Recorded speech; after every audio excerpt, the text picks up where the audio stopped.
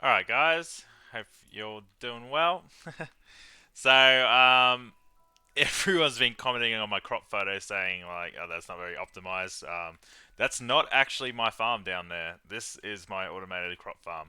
So, it's doesn't need to be this big. So, what I'm planning to do is I've just, oops, crap. Yeah. I've just got, busy with, doing other projects at the moment.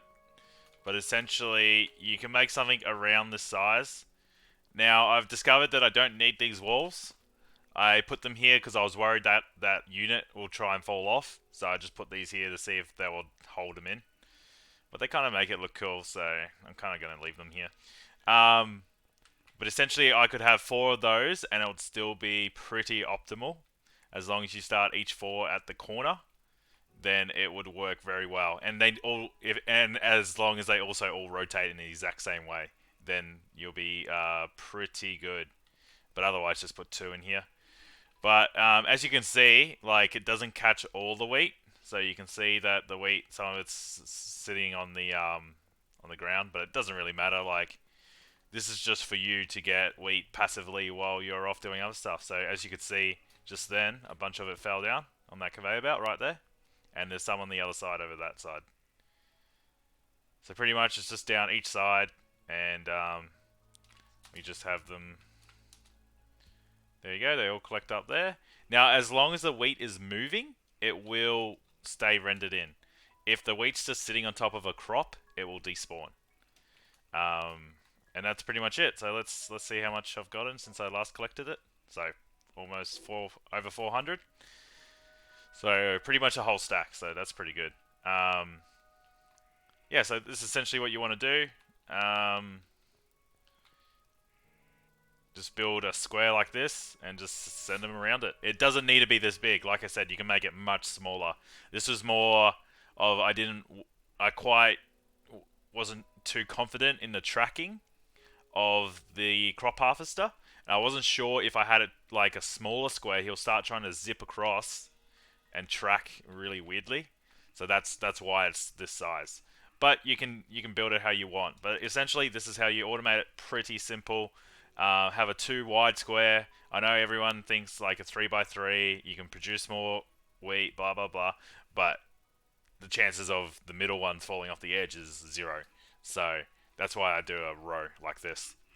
Um, and yeah, so that's pretty much it.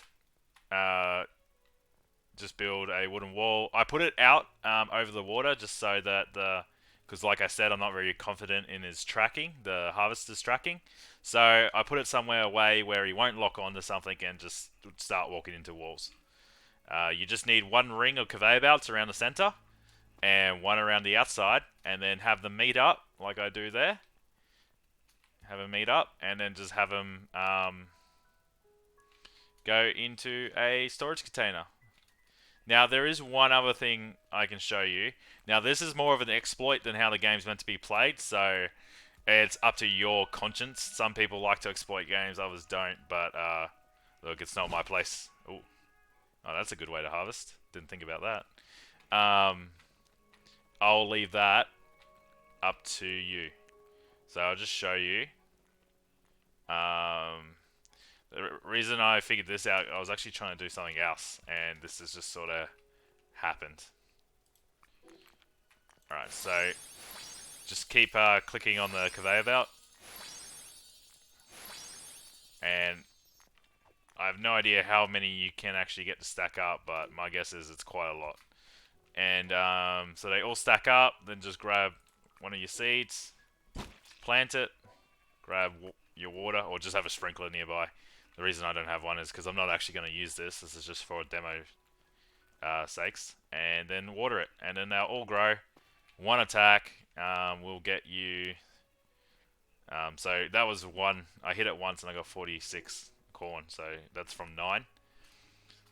So yeah, that's one way. One way is the proper way. One way is a bit more of a exploit. So it's kind of up to you. I'm not in your world. I don't care what you do.